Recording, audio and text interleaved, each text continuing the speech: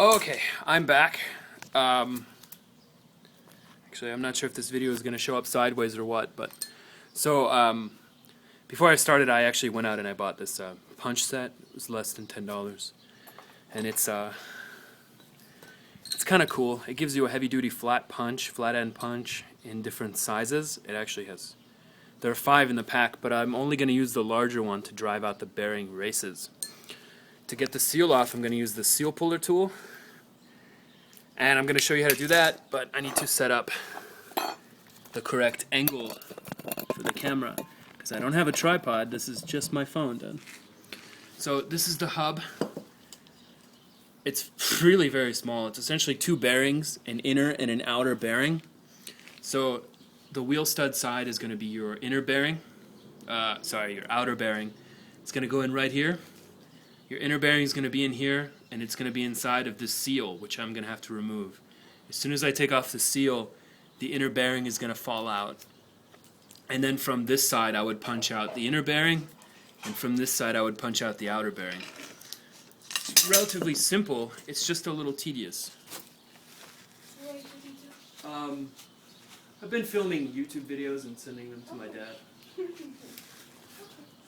So the hub is in the picture, so I'm going to try to get a better view of this. So here's the seal. It's right here, about a centimeter below it. Hold on. There, about a centimeter below it, right here, is the actual bearing. So to get the seal off, you're going to put this underneath and then just pry up. I'm going to use a hammer, so I'm going to have to put the phone down.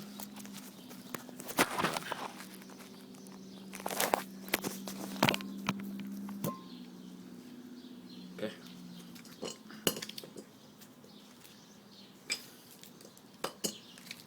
So I think it's actually easier when you still have the rotor on it. So let's see. I can put this around it just to give it some weight. Now you put the sharper end in.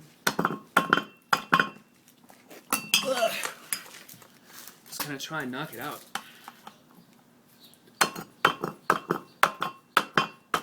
That's it. Comes out. Here you go. Here's the seal. No joke, even though you might not have seen that. It actually came out with just a few hits of the hammer, and it's not bent. So if I needed to, I could reuse this seal. So you just need to take care in removing the part. Just in case something happens, you have a replacement that you can still use. So on the other seal, I had seen that that little spring that goes inside that actually holds the seal down on the other side was broken. I'm not sure if any grease actually escaped the hub from that, but that's just an observation that I made. So now with the seal out of the way, the inner bearing just kind of slides out. So they're not press fit, they're just kind of inside. So I'm going to put this aside. Let's see if I can show you. Here's the bearing, the inside of the bearing. And so it's tapered fit, and it's got a bunch of bearings along the outside.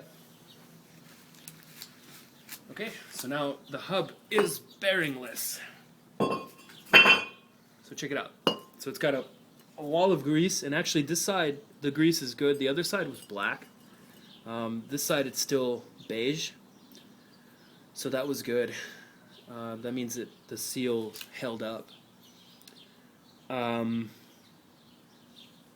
So what I'm going to do is I'm going to spray the brake cleaner and kind of wipe it off inside, and it's going to be nice and dry. And then I'll tap out the bearing races themselves.